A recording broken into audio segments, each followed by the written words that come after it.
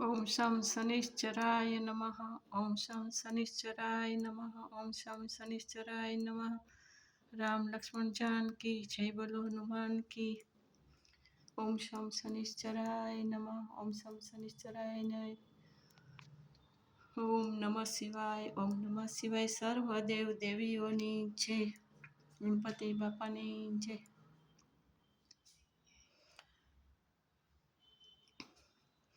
આજથી શનિદેવ ઉપર, શનિશિલા ઉપર તેલનો અભિષેક થાય છે. બધાય જુઓ, આ રીતે તેલ રાખેલ છે. આ રીતે તેલનો આખી શિલા ઉપર અભિષેક થશે 24 કલાક સુધી.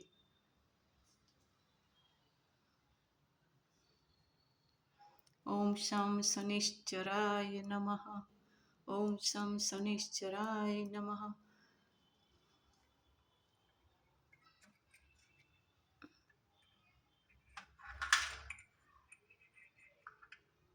ઓમ શમ શનિશ્ચરાય નમઃ. ઓમ શમ શનિશ્ચરાય નમઃ. ઓમ શમ શનિશ્ચરાય નમઃ. ઓમ શમ શનિશ્ચરાય નમઃ. આજે મારે સંસારમાં આવ્યા 18 વર્ષ પૂરા થાય છે.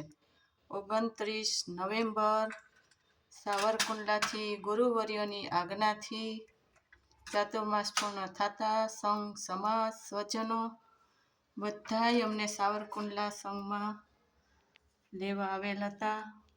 અને આજે 18 વર્ષ થયા. મારા પૂર્વજન્મના જેટલા પણ અધૂરા યોગ છે એ પૂર્ણ થાય છે.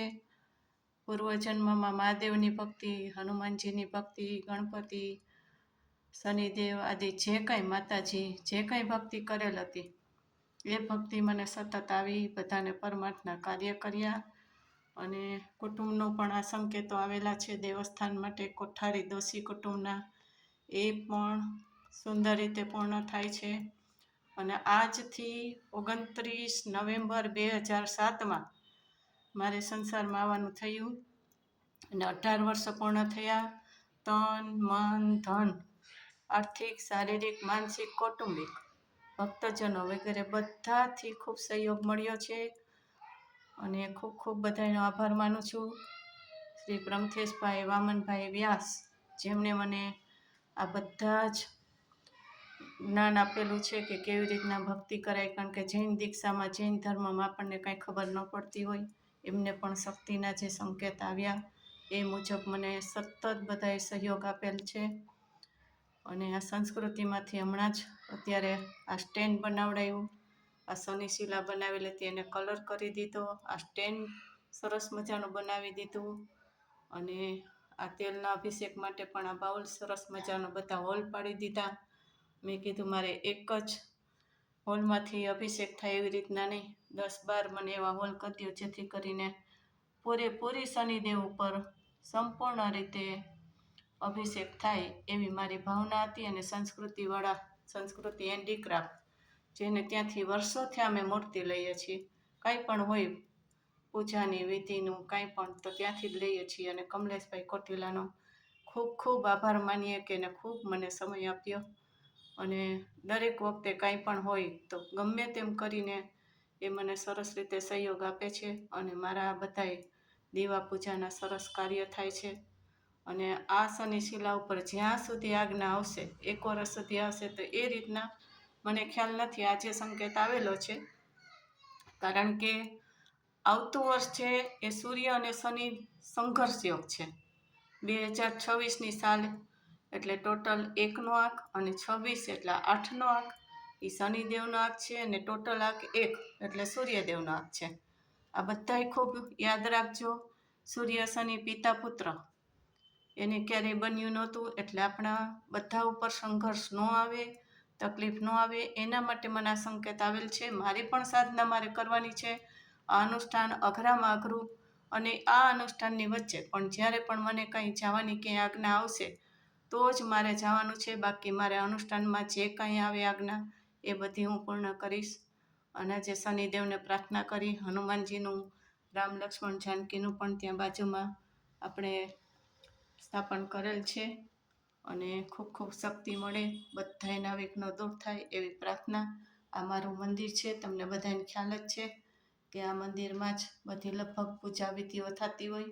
અને આપણા માતાજી કુળદેવી દોશી કોઠારી કુટુંબના અહીંયા પણ સ્થાપન છે. આપણા પંચરક્ષિકા દેવીનું પણ અહીંયા સ્થાપન છે.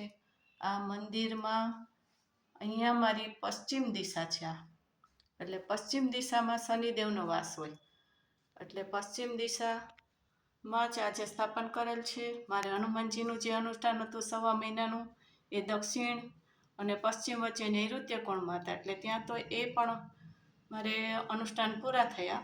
કાલે મેં પૂર્ણાહુતિ કરી, ઉત્થાપન કર્યું અને શનિદેવનું પણ આવતું હતું. એટલે આજે મારા 29/11/2007થી આજે 18 વર્ષમાં જે કાંઈ સાધનાઓ થઈ છે, અનુષ્ઠાનો થયા છે, ખૂબ ખૂબ હું આનંદમાં છું અને ખૂબ શક્તિ મળે છે.